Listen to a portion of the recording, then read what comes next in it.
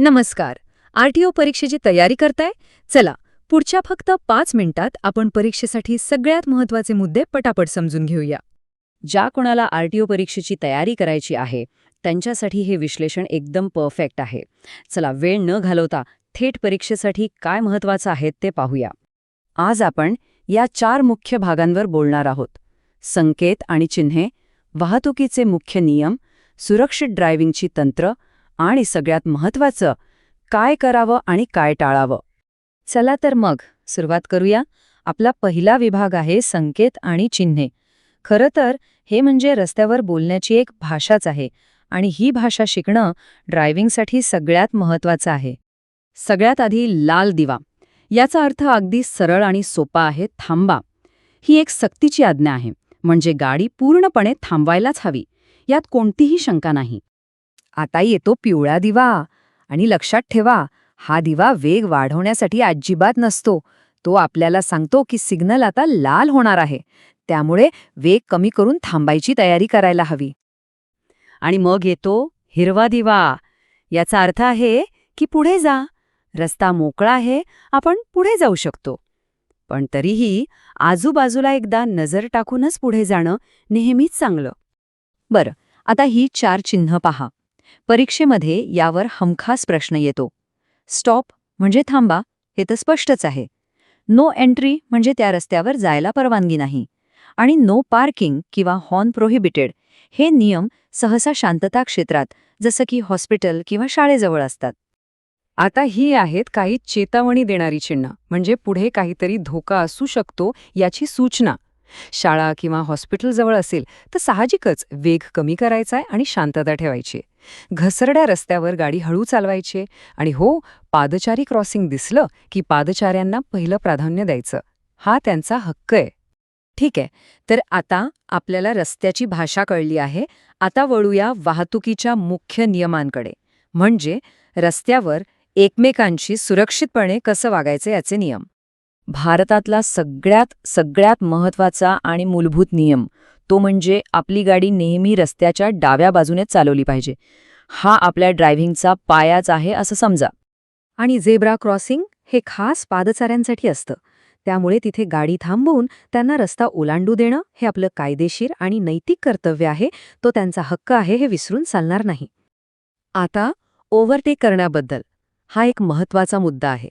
Overtake फक्त आणि फक्त तेव्हाच करावं जेव्हा पुढचा रस्ता पूर्णपणे मोकळा आणि सुरक्षित दिसत असेल. वळणावर किंवा अरुंद रस्त्यावर ओव्हरटेक करणं म्हणजे स्वतःहून अपघाताला आमंत्रण देण्यासारखं आहे. आणि हे तर अजिबात विसरायचं नाही. सीट बेल्ट तो फक्त ड्रायव्हरसाठी नाही, तर गाडीत बसलेल्या प्रत्येकासाठी अनिवार्य आहे. अगदी तसंच दुचाकीवर चालक आणि मागे बसलेली व्यक्ती या दोघांनीही हेल्मेट घातलंच पाहिजे. चला, आता आपण तिसऱ्या भागाकडे आलो आहोत. इथे आपण फक्त नियम नाही, तर रस्त्यावर अचानक येणाऱ्या परिस्थितीला कसं सामोरं जायचं याबद्दल बोलणार आहोत. हेडलाईट्सचा वापर. याचा योग्य वापर फक्त रस्ता दिसण्यासाठी नाही, तर इतरांना त्रास होऊ नये यासाठीही महत्त्वाचं आहे. हाय बीम फक्त रात्रीच्या वेळी मोकळ्या रस्त्यावर वापरावा, पण समोरून गाडी येत असेल किंवा धुकं असेल तर नेहमी लो बीम वापरावा. यामुळे समोरच्या ड्रायव्हरला त्रास होत नाही. समजा गाडी चालवताना अचानक ब्रेक फेल झाले तर काय करायचं? सगळ्यात महत्त्वाचं, पॅनिक व्हायचं नाही, अजिबात घाबरायचं नाही. गाडीचा वेग कमी करण्यासाठी हळूहळू खालच्या गिअरमध्ये शिफ्ट करायचं. शांत राहणं हेच सगळ्यात महत्त्वाचं आहे. काही अवघड परिस्थितींसाठी या टिप्स लक्षात ठेवा. पावसात गाडी नेहमी सावकाश चालवावी. टायर फुटला तर स्टेअरिंग घट्ट पकडून गाडी सरळ ठेवायचा प्रयत्न करावा.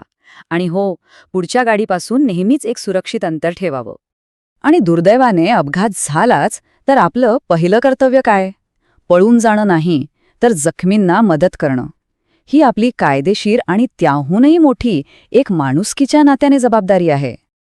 आणि आता आपण आलो आहोत आपल्या शेवटच्या भागाकडे. इथे आपण एक फायनल चेक करणार आहोत.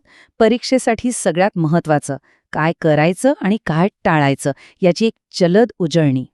हे काही गंभीर गुन्हे आणि त्याचे परिणाम आहेत. लायसन्स किंवा विमा नसताना गाडी चालवणं हा एक मोठा गुन्हा आहे. हेल्मेट न घालणं किंवा सिग्नल तोडणं याला दंड लागतो.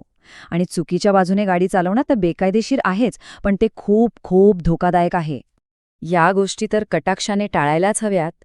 दारू पिऊन गाडी चालवणं, गाडी चालवताना मोबाईलवर बोलणं, लेनची शिस्त मोडणं आणि तणावात असताना गाडी चालवणं, या सगळ्या चुका अपघाताला आमंत्रण देतात. याउलट या चांगल्या सवयी नेहमीच पाळायला हव्यात. वळताना इंडिकेटरचा वापर नक्की करा. ॲम्ब्युलन्स आणि फायर ब्रिगेडच्या गाडीला तर नेहमीच पहिला रस्ता द्या. स्कूल बस दिसली की सावध व्हा. आणि साईड मिररचा वापर तर सतत करायलाच हवा. तर मग इतकं सगळं पाहिल्यावर सुरक्षित ड्रायव्हिंग म्हणजे नेमकं काय? अगदी सोपं आहे. सर्व नियमांचं पालन करणं आणि एक जबाबदार चालक बनणं. बस, हीच आहे सुरक्षित ड्रायव्हिंगची खरी व्याख्या. शेवटी एक गोष्ट लक्षात ठेवली पाहिजे. सुरक्षित ड्रायव्हिंग म्हणजे फक्त नियम कायदे नाहीत, तर ती एक जबाबदारी आहे. स्वतःची, आपल्या कुटुंबाची आणि रस्त्यावर चालणाऱ्या प्रत्येकाची. तर मग ही जबाबदारी स्वीकारायला आपण सगळे तयार आहोत ना?